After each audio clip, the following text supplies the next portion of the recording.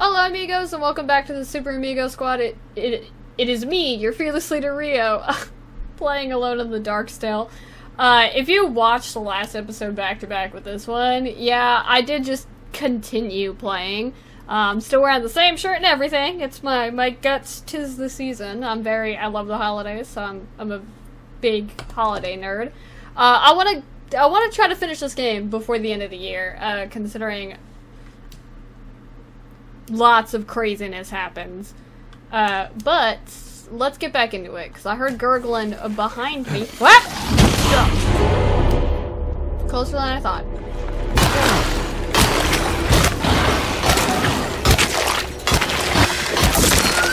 Well.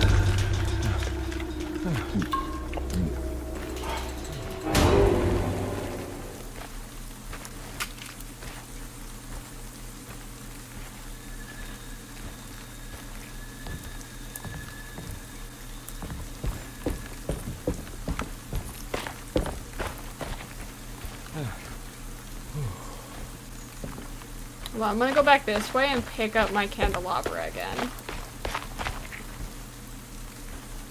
Did I drop it on the other side of the bridge? It's fine, I pulled out my shotgun. Yes. Candlestick!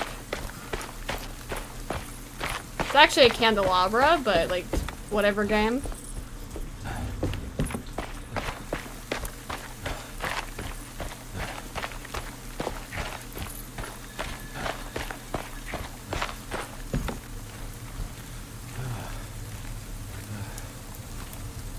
Eddie, you are not allowed to be tired. We got so much more shit to do.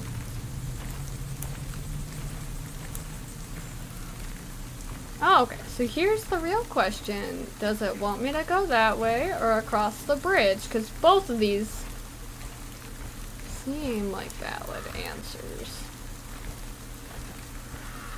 I did sort of just jump right back into...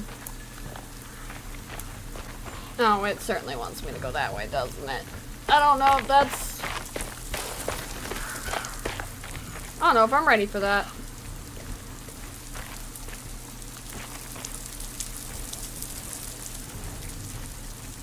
Will something jump out at me?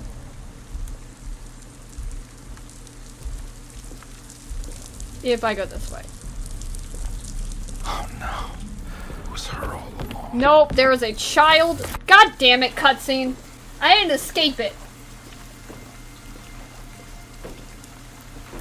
Does that mean I missed something? Fuck. Whatever. I can't believe I didn't recognize you. I looked a little different back then, I suppose. Was any of this real? How do you mean? This day just... So that was his missing girl case. I think I've lost my head. Do you need me to apologize? I mean... I am sorry. I don't think I need to begin to explain. You're just a kid, Grace. I'm really sorry. I didn't mean for it to happen. Lies. More lies. No, really. I thought I was being a good guy by handing you over to your mother. I didn't know. I couldn't have known that she wouldn't care about you. I don't know how this works. What is this for? Is this just Eddie's mental brain Some breakdown? form of admission of guilt. Maybe acceptance. It's what the dark man wants. I guess we just watched my father die again then. You think he's alive? I know he is. He's down there, scared that he won't be able to get out. That he will drown with his daughter again. What are you saying? We gotta save him! We? Do it yourself. I'm down there with him, remember?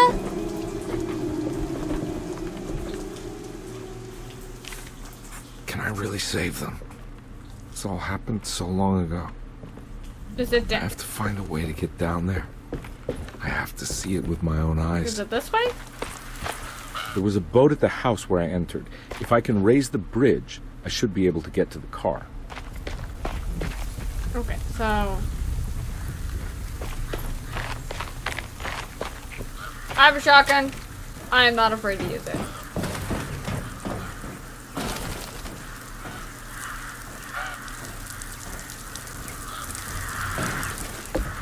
Conserving ammo is for people who are not sick of this game's shit.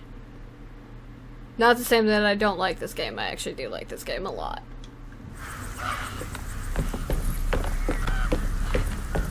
But if I'm trying to stop someone from drowning, any bugaboos that jump out in front of me, watch out.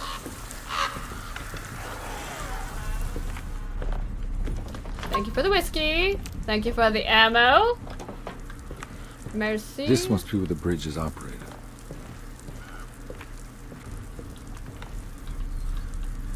Okay. No other goodies for me? Can I have... Oh, that's canned salmon. I thought that was Campbell's chicken noodle soup. Nothing's happening. It's like something's holding it back. Yeah, there it is. Alright, you gross ass shit.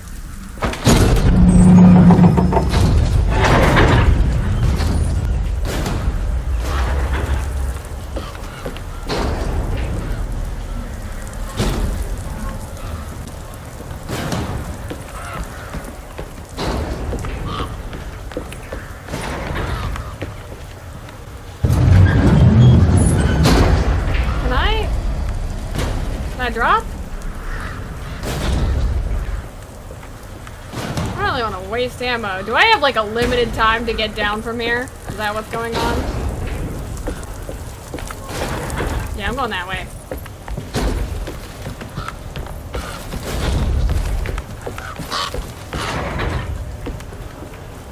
Can I get down? Please?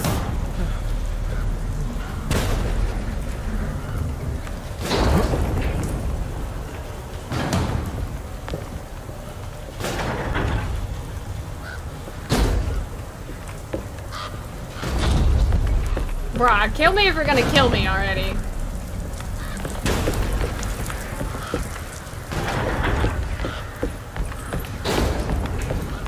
Oh. Could've told me that I can just do that.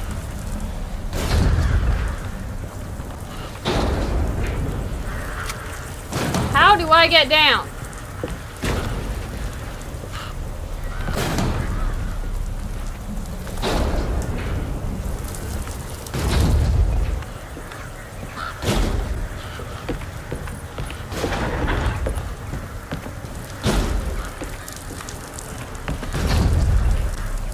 Do I just come back in here and keep hitting the fucking thing? You know what? I'm going back in.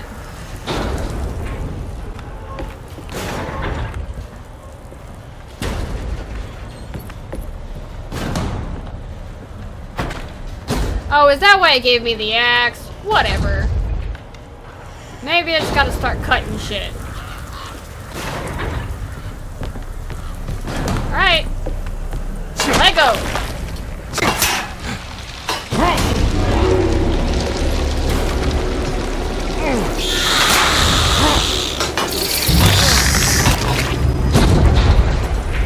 Thanks, you little bastards. And now come in here. I pick up another axe. Then I go over here. And I go.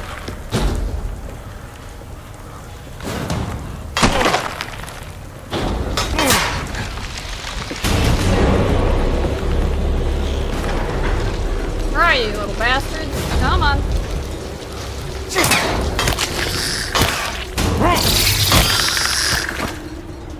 Gotcha. Now I'm gonna get...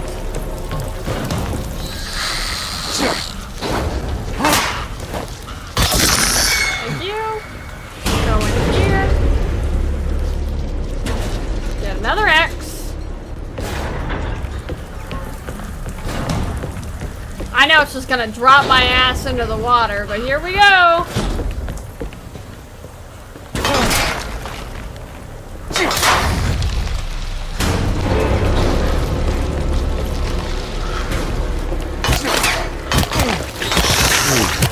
You should be able to pilot the boat.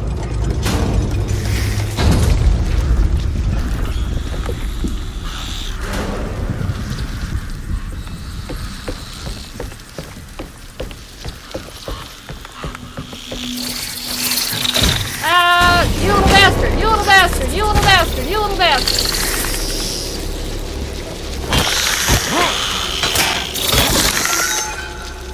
Ah!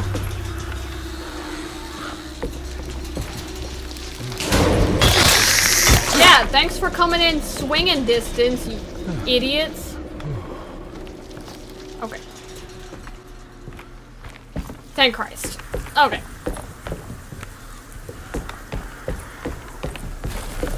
Alright, down we go.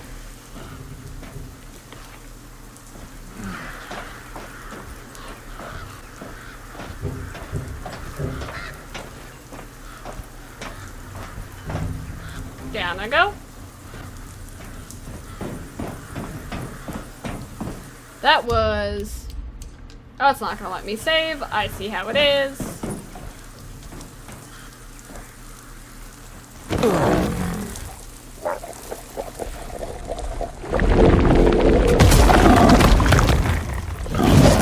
Ah!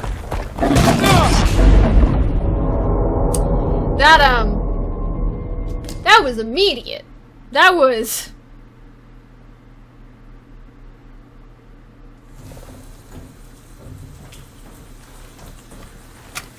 Alright then.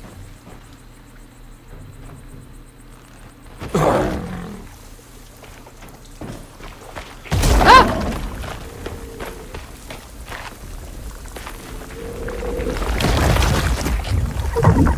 Move, Eddie! Move, Eddie! Fucking hoof it, buddy.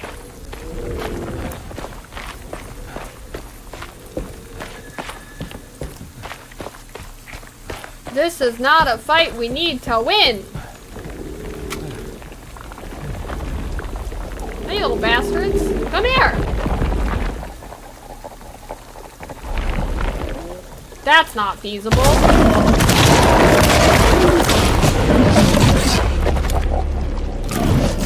Son of a bitch!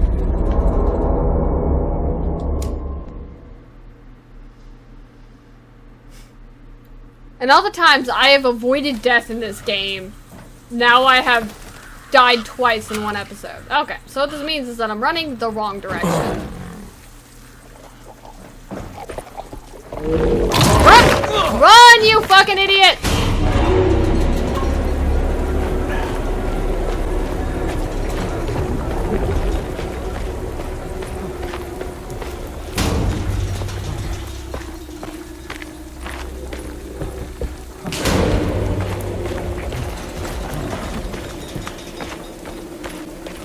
You absolute dipshit!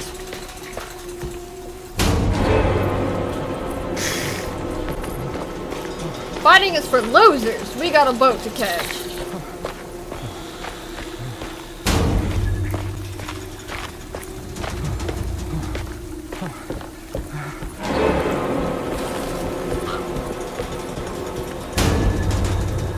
And thank you.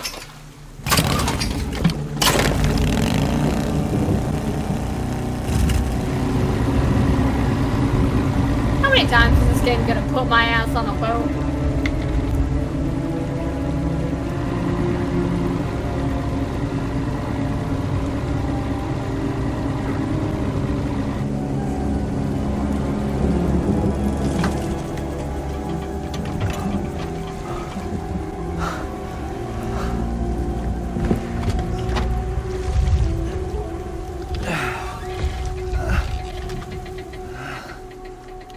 They literally could have climbed in the back seat. It's literally... Yeah, obviously it's like a thing.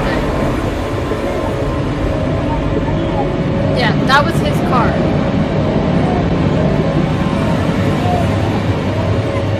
It's just a manifestation of Eddie's mental illness. And great. My God, Carnby. Are you okay? Don't leave me alone. What the hell have you been doing? What's going on here? Look at this mess! She doesn't even understand it. I'm sorry, Mrs. Thompson. Don't make me kick you out of this house! Now get out! And yet I'm still covered in blood. Hey, Detective. Mr. Carnby. I'm really worried about you. I'm okay. I just need to catch my breath for a moment. This place? There are some very disturbed figures around here. And I don't think it's just the patients. It's not! I've been reading some things about how Derceto has a deranging effect on people. I think it might explain things. What? Just take it easy, okay? I'm gonna go find a way into Dr. Gray's apartment. I want to know what he's hiding. Emily, don't worry. I think I'm close. I'm gonna set everything right. Just be careful. I love that Emily just thinks that he's fucking losing it. Eddie, I'm so sorry for putting you through this. My need to play as the David Harbour character is triggering his fucking PTSD and trauma. Got it. Got it. 10 out of 10. I know that it just auto-saved, but I'm gonna save anyways. That's so funny.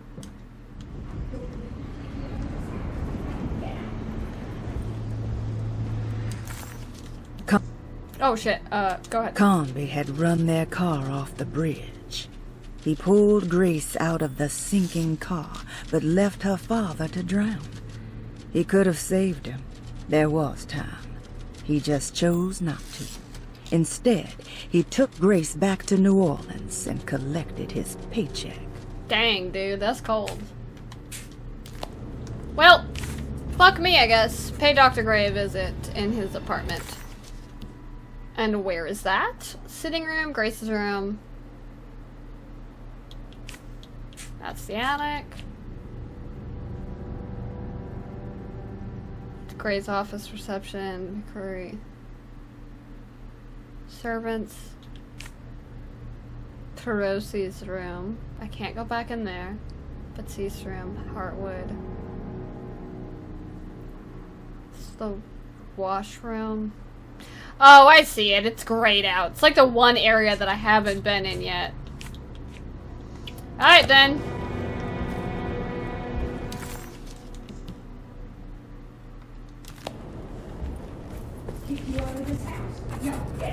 Oh, she's bitching about me.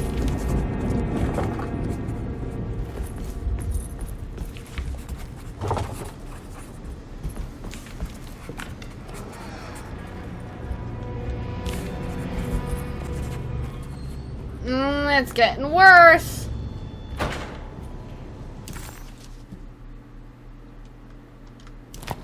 Alright then.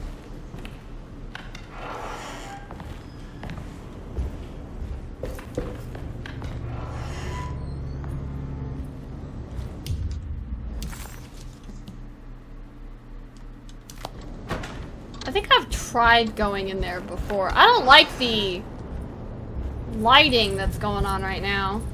Fuck me, I guess. Detective, am I glad to see you. Lock the door, will you? I don't think Dr. Gray would appreciate us snooping around. Why is it sunny again? What's going on here? This feels so strange. It's sunny again, so there's a problem. I also don't like this camera angle. This is some Resident Evil ass camera angle. There's a book missing. False book, Myth of the Golden Fleece. Ah, it's a hollow book. But y'all want to read about Jason and the Argonauts? What the fuck is that on the floor? Give me that. Toy talisman. Good thing I noticed stuff. There's that. Hey. No, I want to loot other shit first. Have you found anything? What? Yeah, I've seen some. No, Thanks. Parasite Eve. Okay. That's what it reminds know me if there's of. anything It's you the old wanna talk Parasite Eve games. If you guys have never played that, that should have been right up there with like the old Resident Evil games. Resident Evil, Silent Hill, Parasite Eve. I used to play like all of those with my mom. Parasite Eve was the first spooky game that I ever played. And doink. Back where you go, Jason. What did you do? I was just rearranging the books. Well, come on, let's check it out. After you. This catty-cornered fucking camera I angle. think I'm beginning to understand. Dr. Gray is dealing with some kind of mass delusion. Honey, I don't think you understand shit. You didn't walk any further into the room. Good to finally meet you, Mr. Hartwood. I'm here on the behalf of your brother Philip. You were expecting me, weren't you? Yes. You're from the settle, no? That's right. I just wanted to ask you a few questions to see if there is anything I can do to help you and your family. Okay. I understand you're full of imagination. You make up a lot of things. I suppose. And you obsess over them, blurring reality and fiction. Sometimes. Do you want to tell me about the Dark Man? No. No, I don't. That's all right. Perhaps there is something else you can tell me. Something you know to be made up, but you hold dear. Juan? John? Who's John? No. Juan Luis Jorge. Oh, wait there a moment. Here, take a look. Is he... Oh, he is the author. That's so funny that he said Juan and the guide was like, John? That is some I am reading this aloud sort of mistake. How do you make that mistake in a verbal conversation? And this man claims to be educated. It's a magnificent book. Life-changing even. The real Juan is long dead, but I like to think of him as my friend. My most beloved friend. I see. Do you often do this? Fantasize about people you read about? No. Well, there is Jacob. Who is Jacob? Turn to the last page. Oh, it's a newspaper article. The Prisoner of Ice, Jacob van Ostad. Is he also your beloved friend? Oh, no, Doctor. Not at all. He is the fire that fights fire. Well, Yes, I think it's clear your overstimulated imagination, this mania, needs to be tempered for you to live a normal life. I know your family calls it the Hartwood curse, but I want you to know that there is nothing supernatural about your condition. It's all inside your head. And with that, I'm very qualified to deal with. In time, you will be cured. In time. Yes, in time we will exorcise all your demons, all the dark men. yeah! Please, Mr. Hartwood, calm yourself. What happened? Oh, don't you worry your little head about it, Miss Hartwood. Your uncle and I just had our first breakthrough. That's so funny because, and to be fair, it is a little bit of a shot at that. Like, people, like, obviously, people write fanfic nowadays, so, like, people fantasizing about meeting a celebrity or something like that, it's not crazy. Like, we have YouTubers and stuff nowadays where when you watch, like, Let's Plays or react videos to, like, them watching another thing, some of them are so friendly. I say as I'm making a Let's Play. Some of them, like, are friendly enough that it makes you comfortable enough watching that or watching a stream that in a way, like, sometimes it feels like, even with no direct association, to that person, it might feel like that is a friendly presence. And so it does sort of like blow it out of proportion. Nothing of what he said could be taken as, because like he even says, I know that he's like long dead, but I feel like he's a friend, like in a way that he feels like he could understand Juan through his writing in a way that he just thinks about it. And there are people that are like that, but that, like, it's the whole dark man stuff, like, that's the bad part. That's the part that makes him crazy. But, like, any other time, you'd be like, yeah, schizophrenia, but that is not the purpose of this game. And then you look over on the carpet. What were you saying about mass delusion? Derceto seems to have a deranging effect on people living close by. It has a history of creating cults devoted to some nature goddess. Even the name Derceto refers to the cult existing here before the Civil War. Derceto was the name of an ancient fertility goddess worshipped in Syria. Dr. Gray and his friends, however, seem to prefer the black goat of the woods with 1,000 young, or Shub-Nigroth. And that name can only have come from my uncle's twisted mind. No, because I already found, like, other details. I got some Eldritch Nightmare shit happening right now. That mark on the floor looks like talisman positions. Yeah. But from which direction should I look at it? Hold on. The Snake Dagger, a monograph by Yael Klein. In Ludwig Prin's book on pagan rituals called The Mystery of the Grave, as translated by Nicholas Vachy, there are several references to a sacrificial dagger called the Snake Dagger. It has long been thought of as a poor translation of the original text, that it would be more appropriate with Worm Dagger from the Latin vermis cultrum. This seems natural following the recent consensus that the original title of Prin's book, De Vermis Mysteris, should literally translate to the mystery of the worm. However, this would take away from Vachy's great effort at translating the underlying meaning of the words and revealing several cultural beliefs.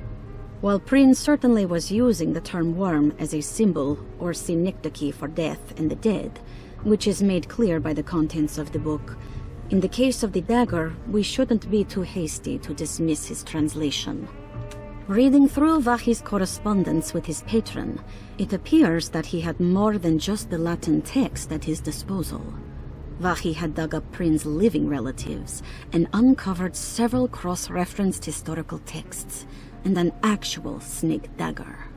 The dagger was dated to the early Middle Kingdom of Egypt and had such a clear shape of a wave that Vachy considered calling it the sinusoidal blade.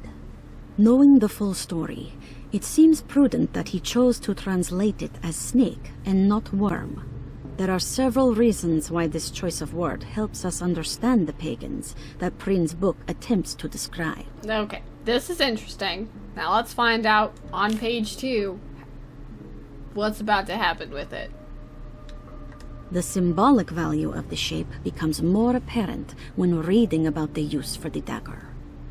In the passage of possession and exorcism, we find the snake dagger poisons the poisoner within the victim and is therefore pacified.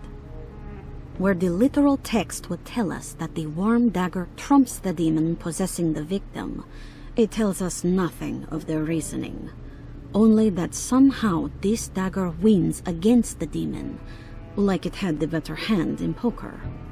Vachy's translation allows us to follow the underlying logic to the ritual magic that is being performed. Poison the poisoner sounds like fighting fire with fire. That to hurt the demon possessing its victim, the priests would have to fight back with a power that is known to the evil they are fighting. The snake dagger is therefore not only a good way to describe its form, but it also helps us understand how it could be thought of as a useful tool for exorcism. Finally, it also helps us understand the relationship to lunacy, that it was thought of as something poisoning the mind rather than controlling it. What is also interesting to note is that the possessed are always considered poisoned in their head and not their heart. The snake dagger always went to the eye of the possessed, leaving them partially blind, if they had the good luck to survive.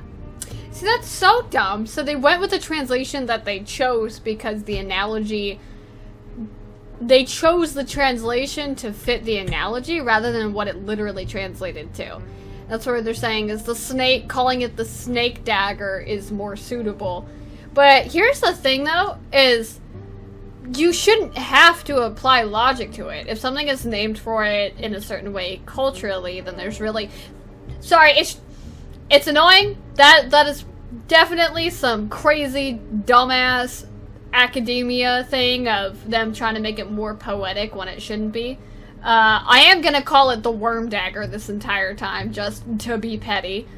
But, that does make sense. So, like, it's saying that, so now I understand how it's relevant to the plot, which is the, it's supposed to help get rid of possession.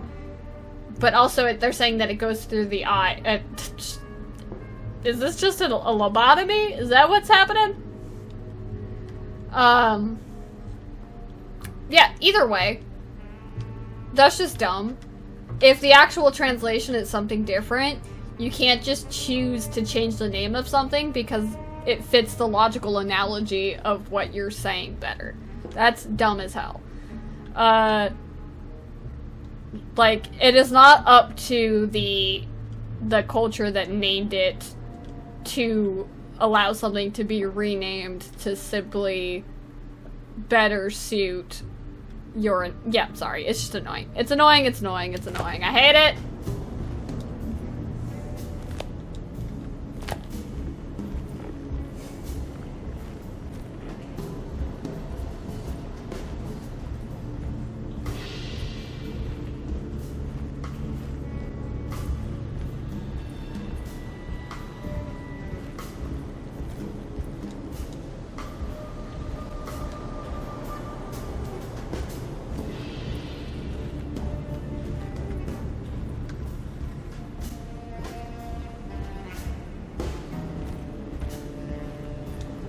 But I don't have a thing for that closet.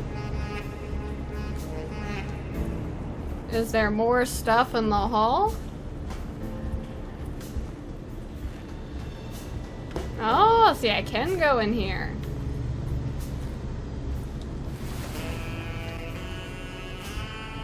Huh. Has that been there this whole time?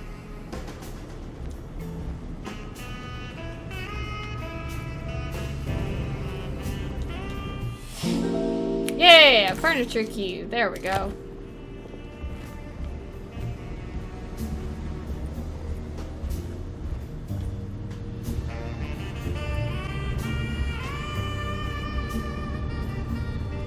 And then hopefully it'll give me the...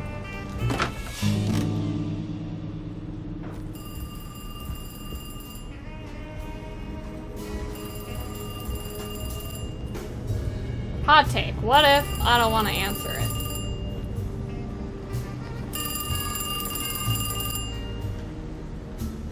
Oh, it's a cutscene. God damn it.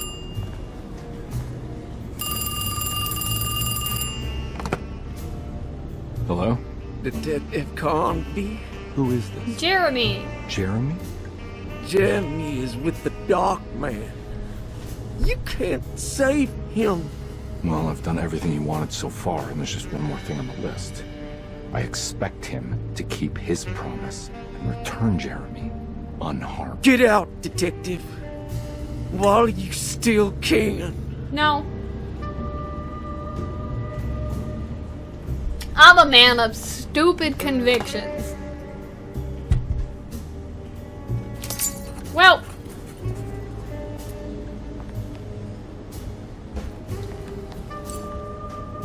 Oh, okay, hold on.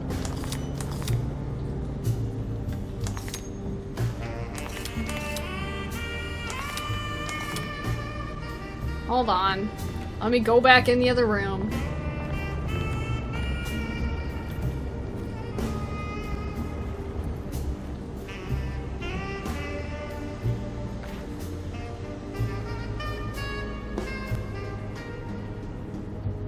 Okay. But I think I got it.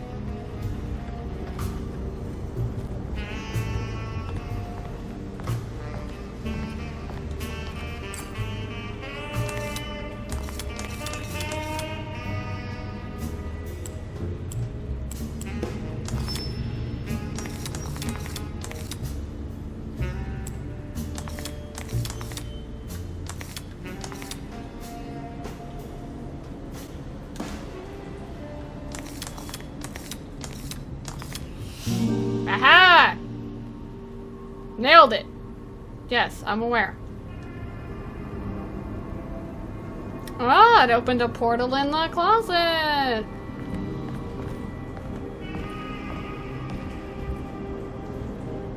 You okay? You look a little frazzled. Just stupid telephone. I know. I tried calling the police earlier. The telephone is completely dead. It's not... Yeah, no, the telephone isn't working. Tried calling the police earlier. Alright, folks. Miss Hartwood, I think you're gonna want to see this. She's not gonna be able Is to there see something it. in the It's gonna closet? look crazy. Yeah, there is. You don't see the very obvious gate leading to whatever Jeremy's madness is serving up next? I don't understand. Are you making some kind of fashion metaphor? I'm sorry, I don't have time for this. Can you just tell me what you're doing? You don't see this. It's fine. It's fine. Catch you later. Are you going inside the closet? Yeah. Got a problem with that? No. Do what you think is right, detective. Sorry, I didn't mean to. Goodbye, Miss Hartwood. He's so fed up. Same, baby.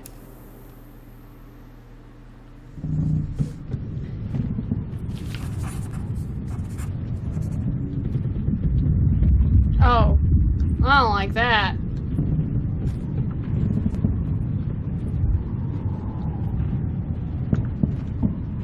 Bayou, desert, now snow. Oh, I'm in a ship! Am I? Yeah, this is like the this is like the hull of a ship. Here we go. Never question my knowledge, folks.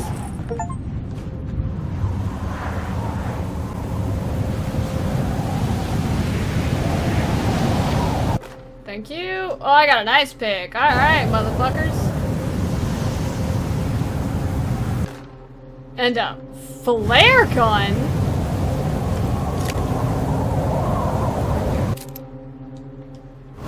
What exactly are flares supposed to do?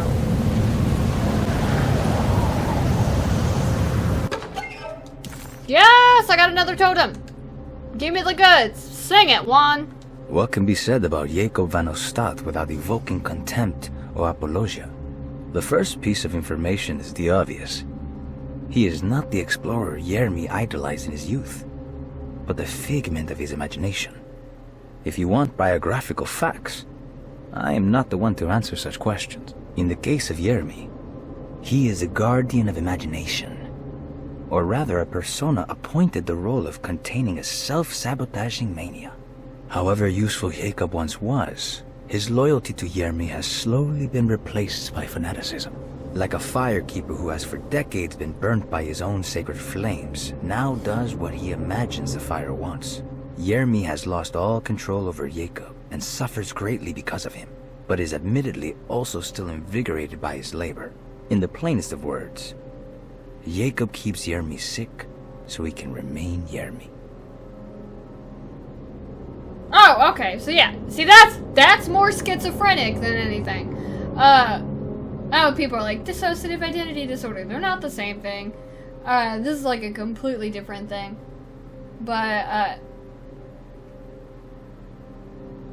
especially considering the concept of this game is mind palaces. So yeah, self-sabotaging, is about right. How many do I got left? 1, 2, 3, 4, 5, 6, 7, 8, 9. 9 left, folks.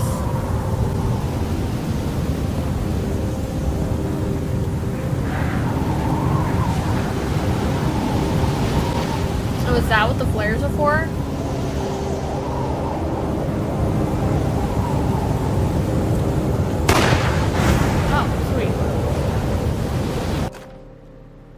We found the ancient stellarium perched on a cliff facing the Arctic Ocean after a day of sailing due north of the Eskimo encampment. Jacob van Oostad was our most keen member of the expedition. He had been chasing down the source of a peculiar type of crystallized metal present in several sacred items among the natives on the northeast coast of Greenland. The site was a remarkable find for any explorer, and we were all enraptured in our search for enlightenment and meaning. The surviving architecture seemed almost unearthly in origin and astonishingly sophisticated.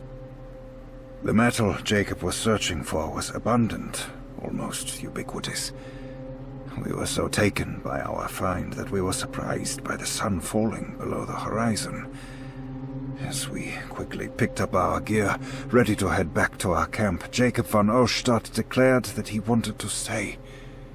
He was adamant. We begged him to reconsider. The night would be getting colder by the hour, and we feared for all our safety. Jacob refused, threatening us with violence if we wouldn't leave him alone. As the snowfall turned heavier, we left him there on his own. The next day, the weather became worse, and we had to spend hours enforcing our shelter as our tents became increasingly useless. The group had written off Jacob, thinking he must be dead. I had an urge to make one final attempt to save him, so I headed out as darkness fell with a handful of flares, and headed toward the coast and up the climb, towards the stellarium. That's when I saw him, transfixed by a burning sky, that celestial lantern. Jacob keeled over and let out a painful shriek that struck me with such fear and pity. He was crying in agony, for the cold weather had ravaged his flesh. I called out to him, and he turned to face me. His vacant stare held me in place like a needle through a butterfly, and he said, "You must leave now, Ashton. Go, and never come back." And so I left. Okay, I didn't want to interrupt. Okay, normally sometimes I'll talk over these, but that was actually surprising to me to hear Liam O'Brien's voice all of a sudden. I know we got Yuri Lowenthal like earlier on in the game, so this is fantastic. Because I've been watching The Mighty Nine lately, so hearing it's a rare occasion to get, because Liam is so good with it. Getting to hear Liam, who voices Red Skull, like, at least when he voices Red Skull in Avengers Assemble and several other Marvel products, I guess, or Marvel shows or games or whatever.